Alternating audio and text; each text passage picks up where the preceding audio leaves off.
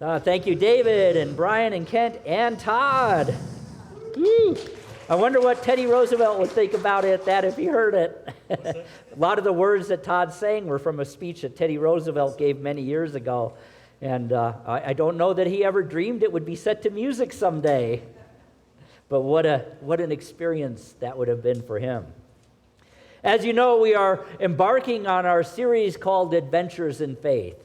And just to give you a little bit of background for those who may not be aware of what this series is, it's a series we used to do every year in the fall, and we're bringing it back after it being gone for a couple years. And we choose one book every year, and we have home study groups where you go deep into the material in the book. Now, if you are not in a home study group but are thinking, gosh, I'd like to do that, it's not too late. We do have room in some of the groups. So if you're interested, call the office during the week, talk to Glenda, and she will get you in a group. And you don't have to have the book. You can order it online. It's called Daring Greatly by Brene Brown. So you may be wondering, well, who's this Brene Brown? How many of you people don't know who she is? Yeah, a few. There's a few of us, yes.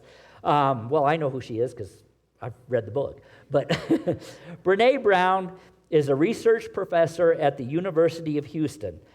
She specializes in studying vulnerability, shame, and empathy. She is the author of 4 best-selling books: The Gifts of Imperfection, Rising Strong, Daring Greatly, and Braving the Wilderness. She was voted the most influential woman in 2009, and she had the most watched TED Talk, which you can still find online, in 2010. So what does it mean to dare greatly? In our culture, we automatically, I bet most of us go to the John Wayne movies and all of those things where we dare to conquer something, be it a physical mountain or an enemy or something like that. But that's not what this is about. This is about daring greatly to grow spiritually, daring greatly to become more than you have been. For truly, no matter where we are in life, we all want to be more than what we are right at this moment. Am I right? Yes. So Todd sang a song, and many of the words were from a speech that Teddy Roosevelt gave in Sorbonne, France in 1910. It's a famous speech, and it's a speech that inspired me when I was a teenager and read it. And the beginning part of it goes like this. And I want you to think about our world, about what's going on in our society today, and maybe about what is going on in your own lives. It is not the critic who counts, not the one who points out how the strong man stumbles or where the doer of deeds could have done them better.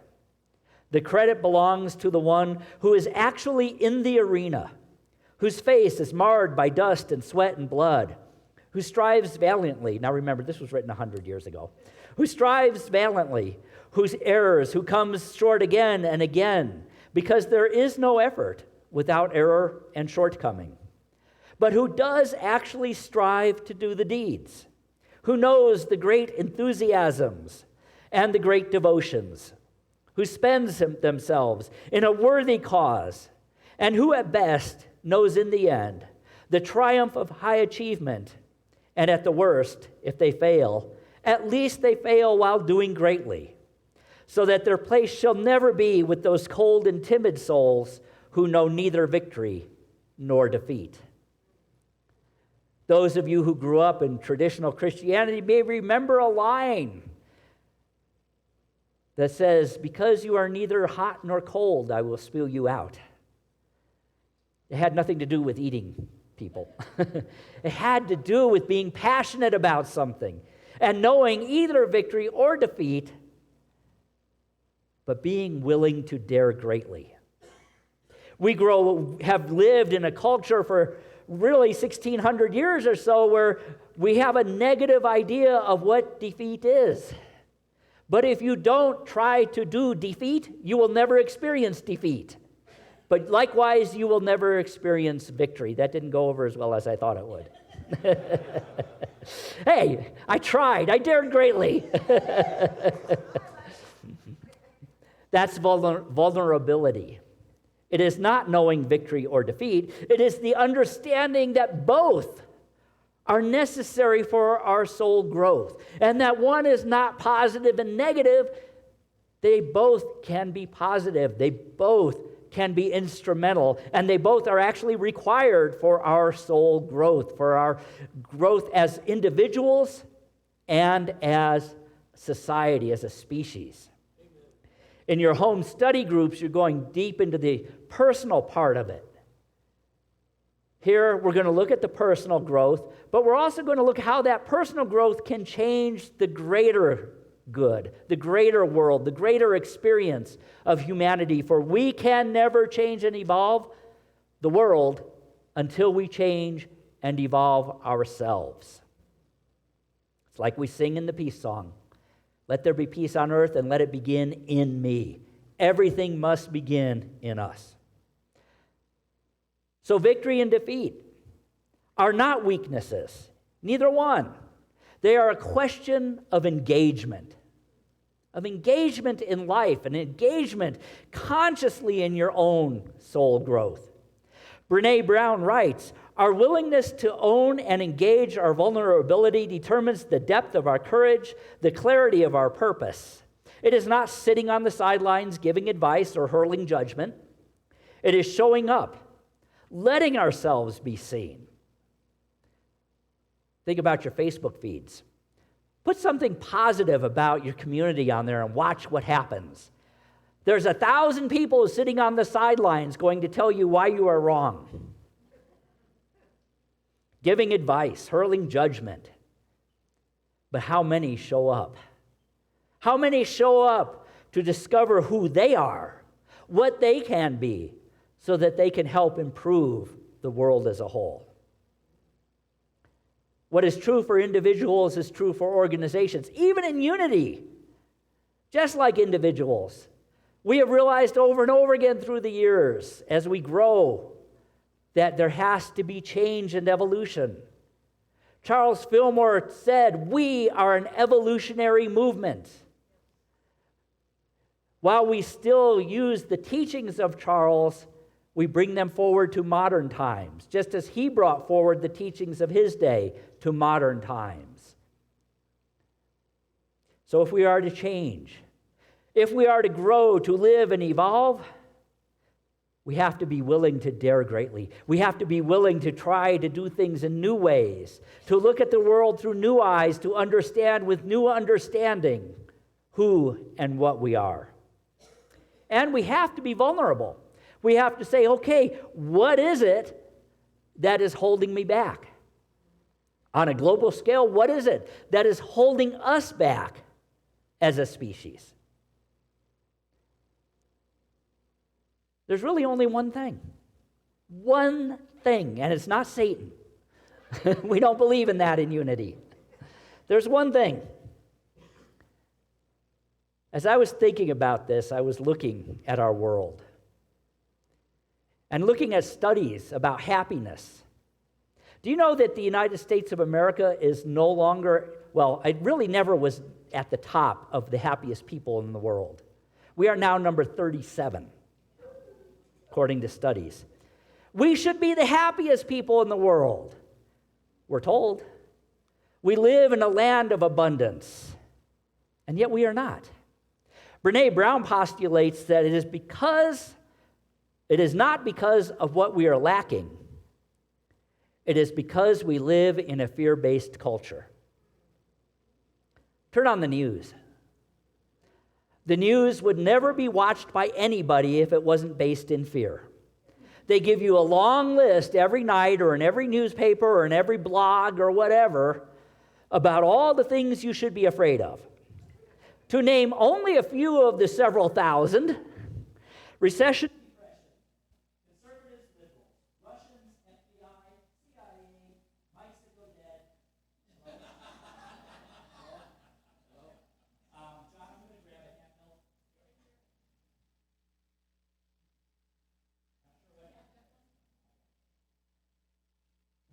handle. How's that? Okay. Not to be afraid to grab a handheld mic. Radiation, global warming, global cooling, inoculations, people who are not inoculated, evangelicals, Christians, metaphysicians, foreigners, gluten, falling, and satellites landing on your head.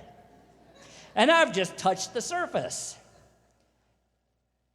All of that really comes from one teaching, a teaching that was never part of the teaching of Jesus. And that is to fear God. If you were like me, you grew up in a religion where you were taught, you are the beloved child of God. God loves you, but oh, he's so mad at you. And he's probably not going to let you into heaven. But he loves you. We should be afraid of God, we're told. And because of that, it gets into our psyche.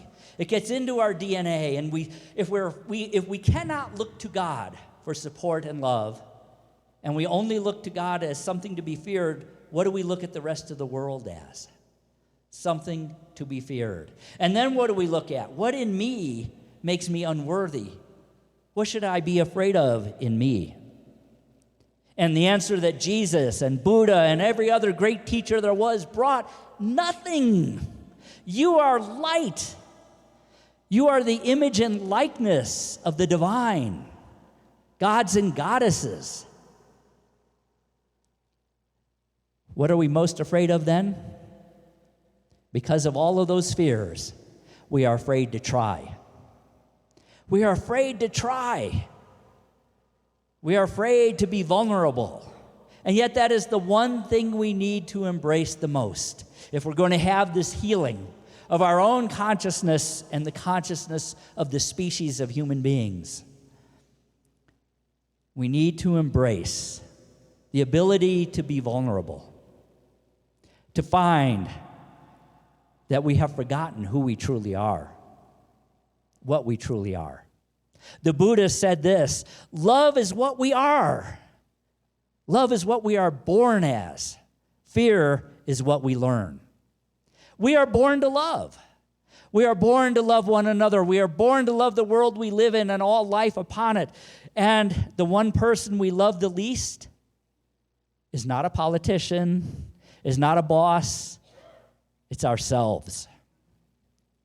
There are those who try to build themselves up by cutting others down because they don't love themselves.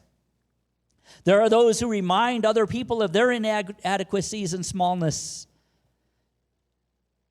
because they're unable to see their own and to then see the light. Brené Brown writes about seeing things through the lens of vulnerability, which is what we have to do to heal that. She asks, what are the messages and expectations that define our culture, and how does our culture influence our behaviors? We are very much products of our culture. It's natural, it's normal. But we also have the ability to become more. We have the ability to be the ones to begin to shift the culture, to begin to show up in new ways. And again, to make that happen, we have to heal ourselves first.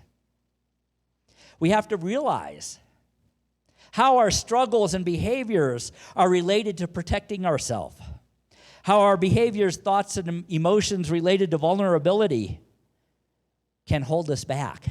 You know, we live in a culture where, especially, I don't know about women, but especially for men, we're told, oh, don't be vulnerable. Don't do that. That's weakness. And yet, that is where we grow. Vulnerability is not weakness. It is not winning and losing. It is having the courage to show up and be in situations where we have no control over the outcome. Oh, that doesn't sound like fun. But it is once we get to that place of understanding. And in that place of understanding and showing up and being where we have no control over the outcome, we discover that vulnerability is not a weakness. It is the greatest measure of courage there is. I'm very brave in using this mic. To share your weakness is to make yourself vulnerable. And to make yourself vulnerable is to show your strength. The inability to be vulnerable has created a culture of scarcity. Think about this. Think about this little sentence. I'm going to give you a 3-word sentence. You can fill in the blank yourself. Never blank enough. Never good enough. Never perfect enough. Never thin enough. Never strong enough. Never powerful enough. Never successful enough. Never smart enough. The list goes on and on and on. How many of you grew up with that? How many of you still have that sometimes? I do. It comes up. We have created a culture of never enough, and in so doing, we have denied everyone around us and ourselves the ability to engage the world from a place of worthiness. I've shared it before, and I'll continue to share it until it goes so deep into our world's consciousness that it begins to become a common awakening. Do you not know that you are gods and goddesses? Jesus said that. He quoted it to the Pharisees. He says, don't you remember what our ancestors said? You are gods and goddesses, children of the Most High. The Buddha said it this way: as we awaken to our unconditional worthiness and beingness of love, we no longer need materiality. We no longer doubt ourselves. We find wholeness. We find wholeness. How do we do that? How do we begin to find that within ourselves? We begin by joining together with like-minded people in safe places to explore this. That's what our home study groups are about. We begin by becoming still and turning within. Have you ever noticed that any time you see a depiction of the Buddha, he is sitting still? He's not off in a cave or a mountaintop hiding from the world. He's not running around frantically trying to be in the world. He is sitting in the world. He hasn't withdrawn. He's just sitting, neither grasping nor rejecting, no pushing or pulling, just letting things be, as though perfection requires no proof of worthiness. Did you hear that? As though perfection requires no proof of worthiness. So how do we do it? How do we engage it? How do we begin to use these ideas to change the world?